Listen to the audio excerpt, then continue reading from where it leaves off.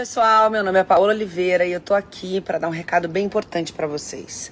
No dia 13 de março é o Dia Mundial do Rim e a Sociedade Brasileira de Nefrologia está lançando mais uma vez uma campanha de conscientização para a prevenção da doença renal crônica.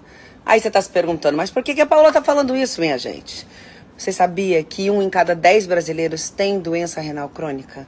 E na maioria disso elas nem sabem, porque talvez não saibam nem como procurar essa doença, como tentar diagnosticar. Mas olha, a pressão alta, a diabetes, as doenças do coração são as que mais acometem os rins. Então, fica aqui meu convite. Faça o seu exame de urina e seu exame de creatinina no sangue, porque se a doença renal crônica for diagnosticada de uma forma precoce, ela pode ser controlada. Então, olha, vista essa camisa, você também. Saúde renal para todos. E não deixe para depois o que você pode fazer hoje não, tá bom? Cuide-se.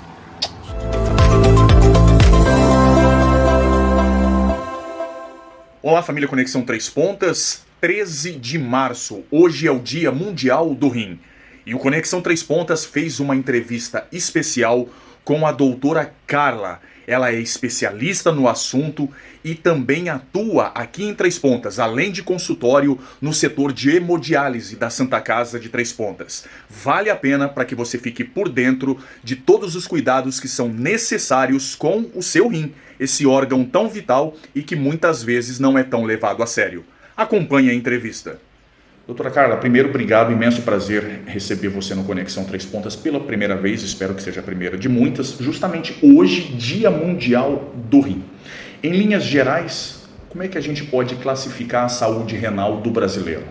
Então, Roger, eu acho muito importante, primeiramente, queria agradecer pelo convite, eu acho fundamental a gente divulgar aqui na nossa cidade essa questão, principalmente de prevenção das doenças renais. Você falou uma coisa interessante. Cerca de 10% dos brasileiros não têm noção, não sabem que possuem doença renal. Se a gente tem cerca de 210 milhões de brasileiros, 21 milhões possuem doença renal e não sabem. Isso é como se você falou informalmente para mim, parece uma epidemia, né? Cerca de 51 mil brasileiros entram em diálise por ano, né? Então, assim, o que eu acho importante falar não é sobre só essa questão de hemodiálise. A gente abriu um centro novo aqui, temos o Centro de Nefrologia Três Pontas, que não inclui só a hemodiálise, mas também o tratamento dos pacientes que possuem doença conservadora. O que é uma doença renal conservadora? São aquelas doenças que o paciente não precisa de hemodiálise, mas tem outras condições que fazem com que ele tenha diminuição do ritmo de filtração glomerular. Muitas vezes os pacientes chegam aqui, não sabem que tem doença renal, porque é uma doença silenciosa. E, na verdade, há um costume de os pacientes fazerem suas rotinas anuais em médicos e fazer um check-up e não pedir uma creatinina, que é um exame barato, simples de coleta, que é o exame periférico, e uma urina 1. Então, eu acho fundamental a gente falar sobre isso aqui. A situação dos brasileiros é essa. Principal causa de doença renal crônica no Brasil, em primeiro lugar, hipertensão arterial, seguido de diabetes, glomerulonefrite crônicas e umas causas que até são indefinidas, que é o paciente que entra em hemodiálise e não tem porque ele perdeu o rim. O fator genético não seria a causa número 1? Não. Diabetes, mundialmente falando, diabetes em primeiro lugar. No Brasil nós temos um cenário diferente, que é a hipertensão arterial, seguido do diabetes. Então são os principais fatores de risco para desenvolvimento de doença renal crônica. Mas, para o leigo, a gente pode dizer que, por exemplo, no meu caso, que tenho mãe com doença renal crônica, obrigatoriamente os filhos terão? Não. Se tua mãe possui, por exemplo, diabetes tipo 2, você tem uma chance de desenvolver diabetes tipo 2 e, se não cuidar, é isso que a gente quer bater a tecla, né? Quem é o diabético hipertenso que não vai no nefrologista? Se são os principais fatores de risco para desenvolver doença renal. Roger, não adianta chegar para mim já com uma doença renal avançada. Qual que é o nosso trabalho nefrologista? Em termos gerais, não só falar de doença renal crônica pelo diabetes ou pela hipertensão. Uma litíase renal, um cálculo renal, uma doença genética, doença renal policística. É a gente trabalhar para evitar a progressão da doença renal. E isso, quando a gente pega o paciente precocemente, a gente consegue trabalhar nisso. Duro é quando chega para a gente numa situação já avançada, prestes a ter que fazer um tratamento hemodialítico.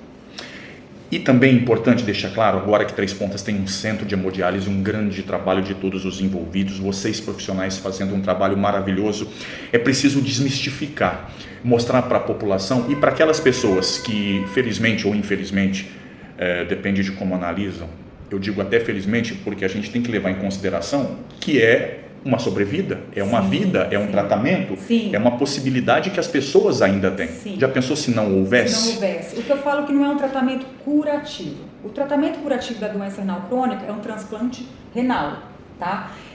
Mas é um tratamento que eu falo para os pacientes. Você imagina se o seu coração parasse, não tem uma máquina que substitua.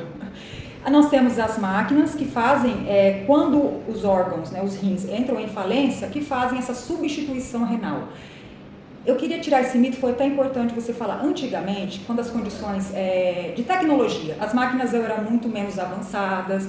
Hoje a gente tem um centro aqui, principalmente, vou falar de Três Pontas, com as máquinas de última geração. As máquinas, assim, elas avisam quando o paciente está passando mal, qualquer intercorrência que aconteça. As coisas foram mudando muito ao longo dos anos. Tem medicações que melhoraram a qualidade de vida dos pacientes em relação à anemia ou outras complicações de doença renal crônica. Então, assim, não é que o paciente vai entrar em hemodiálise e vai sofrer mais. É até o contrário, o paciente que está desnutrido numa situação limítrofe, não está se alimentando por causa de sintomas de ureia alta, quando entra na diálise melhora. Por quê? A máquina vai filtrar e tirar todas aquelas toxinas que está prejudicando o paciente. Então, a gente tem que desmitificar assim, os meus pacientes, eu vou entrar na diálise, eu vou morrer, doutora. Não. Você vai ter uma qualidade, um tratamento que não é curativo, mas aí tem a questão do transplante renal. Até gostaria de falar que a gente já fez 3 transplantes aqui no centro, que foi um sucesso. Até um paciente foi visitar a gente ficou muito feliz, que é o tratamento definitivo da doença renal crônica. Mas mesmo quem transplanta, numa classificação, é ainda considerado doença renal, entendeu? Que é um paciente imunossuprimido que tem que fazer acompanhamento pro resto da vida. Vamos desmistificar algumas questões que eu acho bastante importante, doutora, para essa pauta especial hoje, Dia Mundial do Rim. A gente observa que com a tecnologia, os diagnósticos são feitos de forma mais prematura, e isso é um grande avanço, uma grande vantagem. Por exemplo, os casos de pacientes diagnosticados com câncer de intestino vêm acontecendo com a idade cada vez mais nova. Ninguém pensava que antigamente uma pessoa com 40 anos poderia ter um câncer de intestino, e os cânceres de intestino estão crescendo muito em todo o Brasil. Qual é o alerta que as pessoas têm que ter a partir de qual idade para que ela possa começar a cuidar do seu rim? Tá. Uma coisa importante, com o aumento da expectativa de vida dos brasileiros, cada vez mais pacientes estão desenvolvendo doença renal crônica.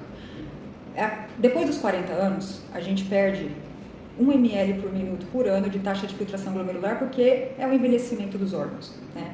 Tem condições que aceleram essa perda. Eu acho assim, alguns fatores de risco, o que deve ter alerta? Hábitos saudáveis de vida, evitar sedentarismo, evitar tabagismo, se hidratar e um histórico familiar também, não a questão genética. Se você tem os pais diabéticos, você tem um risco maior de desenvolver diabetes. Ficar de olho, porque se você tem o pai e a mãe hipertensa, pode ter um risco associado? Pode. Assim, o que a gente percebe, por exemplo, no censo que a gente tem brasileiro, os pacientes que mais entram em diálise é entre torno de 50 a 60 anos, tá? Começa a desenvolver a doença renal acima dos 40, 50 anos. Igual para homens e mulheres? Mais homens do que mulheres entram em hemodiálise, no último censo que saiu da Sociedade Brasileira de Nefrologia. Mas é o que eu falo, como que a gente pode atuar na prevenção? Isso que é importante. Todo mundo fala, hemodiálise, bate nessa tecla, mas cadê que vai no nefrologista dosar uma creatinina?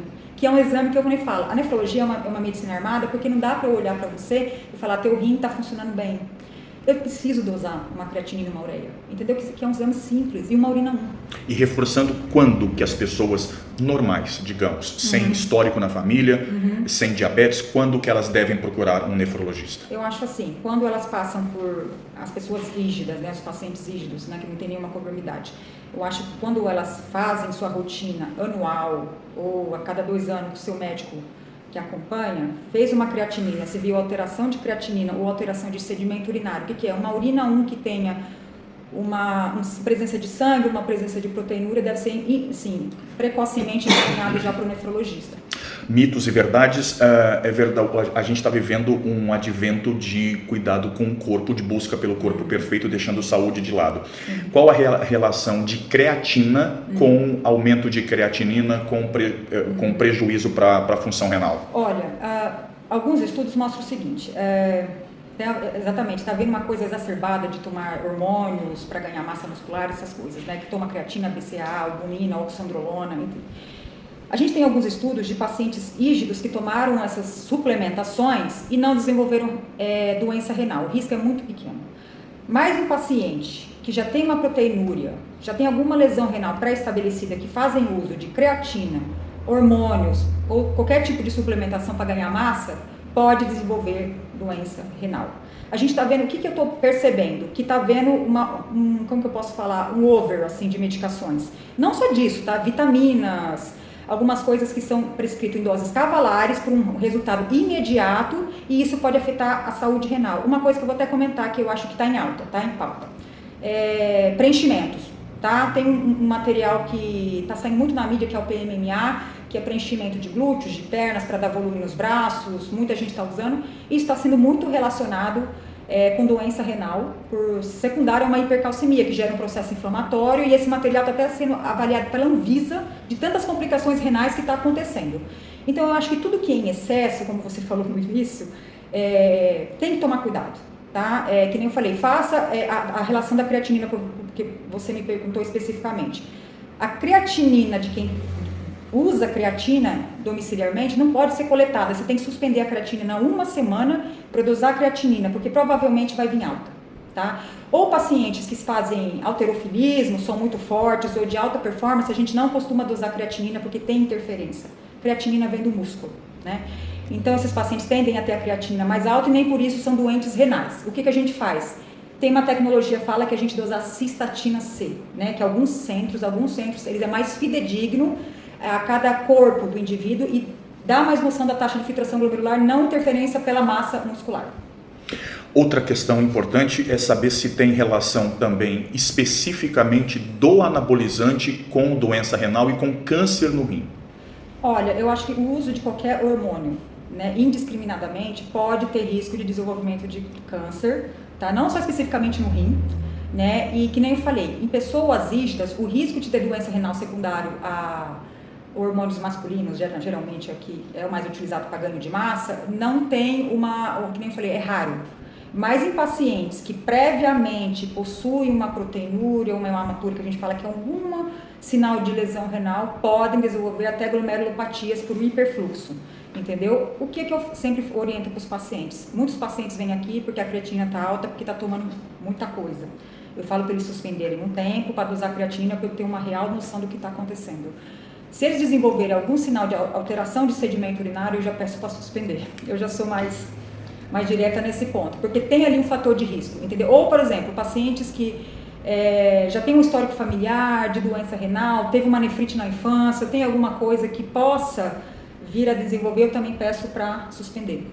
Pessoas que têm pedras nos rins, litíase, cálculo renal, fatalmente são considerados doentes renais crônicos e podem chegar à hemodiálise por conta das pedras? Sim, podem chegar, não é tão frequente, por uma complicação que chama pielonefrite crônica. O que acontece? Não necessariamente quem tem cálculo tem alteração da filtração glomerular ou da taxa de filtração do que é a taxa de funcionamento renal.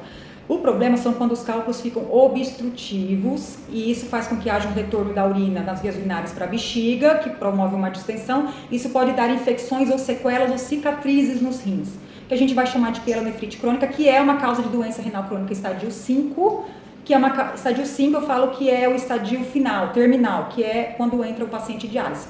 Então não necessariamente quem tem cálculo durante uma vida vai fazer diálise, mas tem que cuidar para esses cálculos. O importante de cálculo, eu acho que não é tratar a consequência, é tratar a causa, tá? Sempre quem tem cálculo tem que fazer dieta o resto da vida. Tô falando de dietas restritivas até, você não pode comer muita carne e alguma alimentação mais específica que você tem que maneirar. Exatamente, o sódio é o grande vilão do cálculo, aliás, não é o cálcio, todo mundo acha, vou parar de tomar leite, parar de comer queijo. Não, é o sódio, é o sal. E hidratação, né, vigorosa. Eu acho muito importante você achar por que eu formo cálculos ao longo da vida, do que você ter a crise de cálculo, vai lá e trata e não procura mais o médico, né? Então, assim, quem tem litíase tem que fazer um estudo metabólico elaborado para você saber por que forma a litíase. Vamos trabalhar nisso para você não gerar novas pedras. Para a gente poder terminar, inclusive ainda nessa questão das pedras, que é um número absurdo de pessoas que sofrem com esse problema, usar o meu caso como exemplo para descortinar algumas questões para quem está nos acompanhando. No meu caso, oxalato de cálcio. Uma médica já me falou que eu preciso da ingestão de leite, da ingestão de cálcio, porque junto com esse cálcio, a utilização de um medicamento ajuda a quebrar a molécula que poderia provocar pedra. Ou seja, no meu caso, o leite acaba sendo benéfico e não prejudicial. É isso mesmo? E é isso. A gente não pode... todo mundo acha que oxalato de cálcio, vou proibir o cálcio. Está errado. Vou proibir o sódio. Vou aumentar a ingestão hídrica. Vou diminuir a ingestão de proteínas. Quanto mais proteínas a gente gere, no metabolismo das purinas que a gente fala, a gente gera uma urina mais ácida que precipita a formação de cálculo. Em relação ao citrato, que você comentou que você faz uso, acho interessantíssimo falar que o citrato é um fator protetor do cálculo. Ele inibe o processo de concentração urinária e de precipitação e formagem de cálculo. Por isso que eu falo com meus pacientes que têm, às vezes, deficiência de citrato em urina de 24 horas, toma suco de frutas naturais, uva, laranja, limão e faça a reposição com citrato. Então, é mito isso que tem que tirar cálcio. Aliás, tem que ingerir cálcio, né? A gente tem que diminuir sódio. E quando eu falo sódio, não é o pozinho branco. É tudo aquilo que é industrializado, é tudo aquilo, o quinor da vida, os temperinhos prontos, é tudo aquilo que não é saudável e que é conservado no sódio, tá? Então, a gente tem que fazer esse tipo de dieta. Para a gente poder encerrar, as considerações finais, já agradecendo por essa pauta altamente esclarecedora, um serviço de utilidade pública para a população, para quem nos acompanha. Lembrando que esse conteúdo você pode ver e rever quando você quiser, a gente vai replicar em todas as nossas plataformas. As considerações finais no Dia Mundial do Rim e dicas para que a pessoa realmente tenha uma qualidade de vida melhor em relação a esse órgão tão vital. É assim, eu gostaria muito de bater a tecla na prevenção de doenças renais. A população que não quer evitar, né, que tem esse tipo de patologia, tem que ter hábitos saudáveis, que nem eu falei, bater na tecla não só da hidratação, todo mundo beba água que você não vai ter doença renal. Não, tem uma vida saudável, pratica atividade física, não fique sobrepeso, obesidade também está relacionado muito com o desenvolvimento de doença renal por si só de ser obeso você tem chance de desenvolver doença renal crônica, a gente está numa pandemia de obesidade. Se você tem uma comorbidade prévia, hipertensão arterial ou diabetes, fale com o seu médico de acompanhamento rotineiro, quero dosar minha creatinina, minha ureia, uso abusivo de medicações ou suplementações, tomar cuidado com isso. Falo muito do uso crônico de anti-inflamatório, pacientes que têm dores crônicas, ficam usando indiscriminadamente, também tem que tomar cuidado. O slogan do Dia Mundial do Rim sempre é dose sua creatinina, tá? Que vou repetir, é um exame relativamente, é uma coleta de sangue periférico, como o colesterol total, o ácido úrico, todo mundo está preocupado em dosar isso, o hormônio da tireoide, e acaba esquecendo da creatinina e da ureia. E uma urina 1, né, que é fácil de coleta. Eu acho que todo mundo que vai passar no seu médico anualmente, mesmo os pacientes, as pessoas rígidas, tem que pedir para dosar uma creatinina e ureia, porque há tempo, né, para chegar no nefrologista, no especialista, a gente conseguir trabalhar em cima disso para saber o que está acontecendo.